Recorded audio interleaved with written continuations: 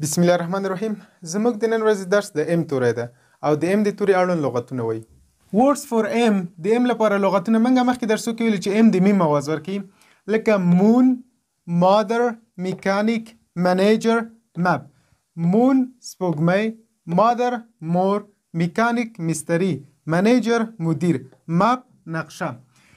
M O N مون، MOTHER مادر، MECHANIC ميكانيك، MANAGER منیجر، MAP مپ. اوس راځو د ګرامر برخې ته. د ګرامر په برخه کې موږ په تیر لیکچر کې پوسیسیو اډجکټیو ولوستل، اوس یې په اړه لا ډېر مثالونه کارو. په پوسیسیو اډجکټیو کې راځو دغه جمله ژباړو. وایي دغه د زما ورور. اول خو دغه ته هم ډیس ویلې او هم ډیز ویلې.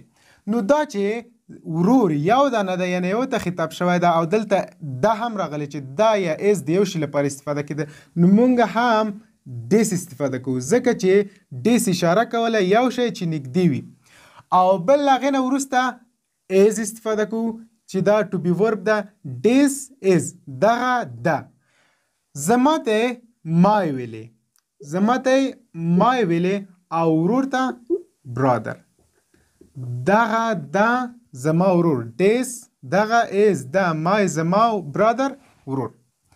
اوس راځو دغه جمله ژباړو. هغه دا ستا ورور. هغه ته هم ډاټ ویلې او هم دوز ویلې.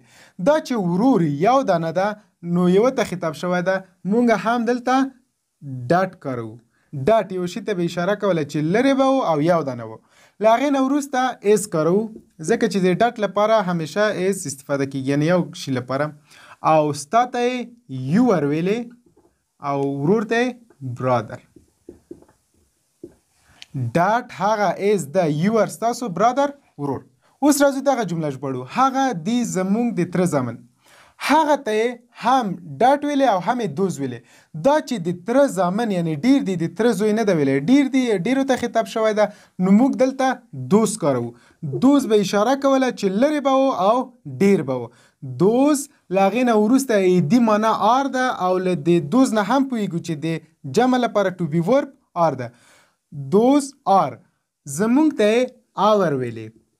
آور زمونږ. د تره زامنو ته کازن. کازنس د تره زامن. دوز هغه آر دی آور زمونږ کازنس د تره زامن. اوس راځو دغه جملې ته. وایي دغه دی د هغوی خپلوان.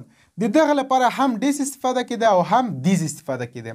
خو دا چې خپلوان ډیر دي نو موږ په دې حالت کې دیز استفاده کوو. دیز به اشاره کوله یو شی به چې نږدې و او ډیر و. له هغې نه وروسته دی راغلی. د دې معنا آر ده، او موږ ویلو چې د دیز لپاره هم ټو بي ورب آر استفاده کېږي، ځکه چې ډیرو ته خطاب شوی ده. دیز آر دغه دی. د هغوی ته دیر ویلې. دیر د هغوی ریلیټیوز خپلوان. دیز آر دغه دی. دیر د هغوی ریلیټیوز خپلوان. اوس راځو دغه جمله ژباړو. دغه د هغې خاوند. د دغه لپاره هم ډیس استفاده کېده او هم دیز استفاده کېده. دا چې خاوند یعنی وته خطاب شوی ده نو موږ هم دلته ډیس کاروو. ډیس به اشاره کوله یو شی به چې او نږدې به و. ډیس له هغې نه وروسته ټو بي هم از راځي، ځکه چې یو کس ته خطاب شوی، او ډیس د یو شي لپاره استفاده کېږي. ډیس دغه از ده. د هغې ته به یې هیر ویلې او خاوند ته هزبند. هزبند خاوند. ډیس دغه از د هیر د هغې هزبند خاوند. اوس تاسو همداسې یو څو نورې جملې په خپل چاپیریال کې وګورئ، جملې جوړې کړئ، تکرار وکړئ، تر څو مو دغه پوسیسیو اډجکټیو ښه په ذهن کې کینی. نو دا زموږ د نن ورځې درس په دې هیله چې د خوښۍ وړ مو ګرځېدلی اوسیږي. په لوی الله مو سپارم.